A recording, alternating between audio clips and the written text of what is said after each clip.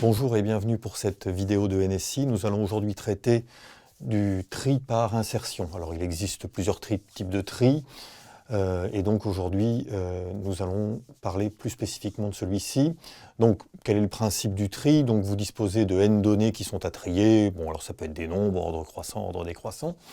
Le principe, c'est qu'à chaque étape, on suppose que les K premières données sont triées et on prend la K plus unième et on la place à sa juste place, d'accord, parmi les K premières, en ayant supposé que les K premières étaient bien triées. Donc l'idée c'est ça, et donc après bien sûr on itère ça sur l'ensemble de la liste, et à l'arrivée on a une liste bien triée. Donc on doit trier une liste de n éléments, donc i va varier, on suppose que ce sont par exemple n nombres, hein, donc i va varier de 0 à n-2.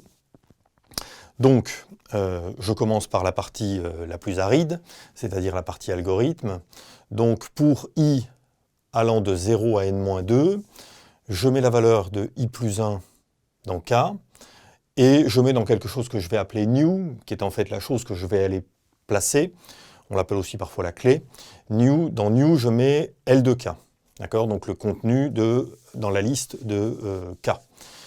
Tant que new est strictement inférieur à L de k-1 et k toujours strictement positif, il ne faut pas sortir de la liste à gauche, je mets dans L de k-1, donc je décale, puis je mets k-1 dans k, et enfin, donc je suis assuré, une fois que j'ai fait ça et que la boucle a tourné, en sortie de boucle, je suis assuré que j'ai la bonne place, et donc new vient dans L de k.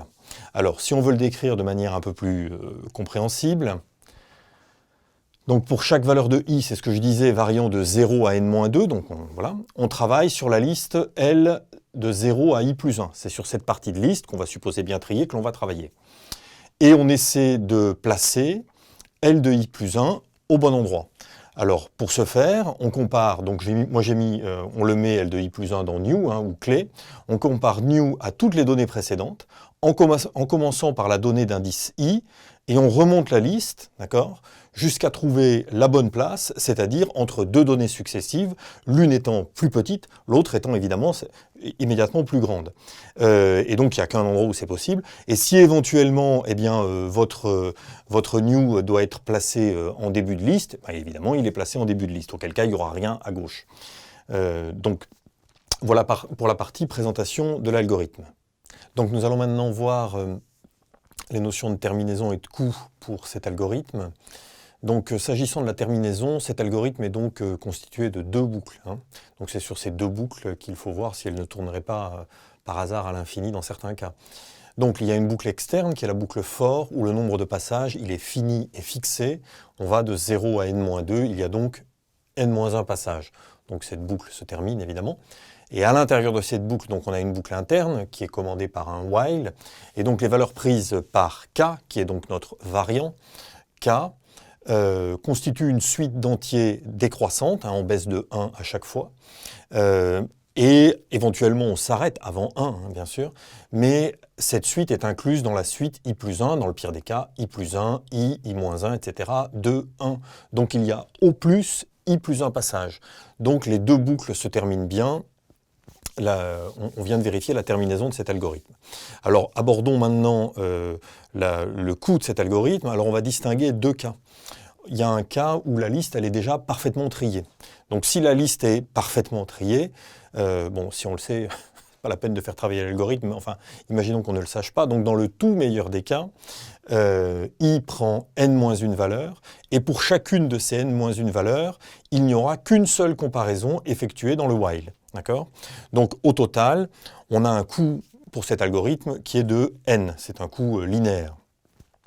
Dans le pire des cas, c'est-à-dire lorsque la liste là est par contre triée dans l'ordre décroissant, totalement décroissant, i prend à nouveau n-1 valeur, et pour chacune de ces valeurs, on aura effectivement les i plus 1 comparaisons, puisqu'il faudra aller chercher la dernière valeur de i, c'est-à-dire le 1 à chaque fois pour classer. Et donc au total, on a 1, plus 2, plus 3, plus 4, plus n-1 comparaison. Ce qui veut dire que, puisque je vous rappelle que i varie de 0 à n-2, donc quand i vaut 0, il y a une comparaison. Quand i vaut 1, il y a 2 comparaisons. Quand i vaut 3, il y a 4 comparaisons, etc. Et quand i vaut n-2, il y a n-2 plus 1, n-1 comparaison.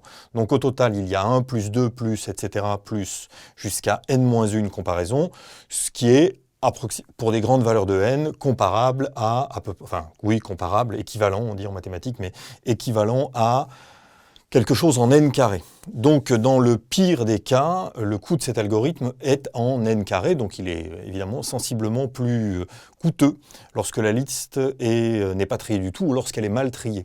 Donc il est bon de remarquer que quand on doit choisir des algorithmes de tri, lorsqu'on subodore que la liste est relativement bien triée, le tri par insertion est particulièrement efficace. Par contre, lorsque la liste semble être mal triée, il peut être intéressant d'aller regarder un autre algorithme de tri.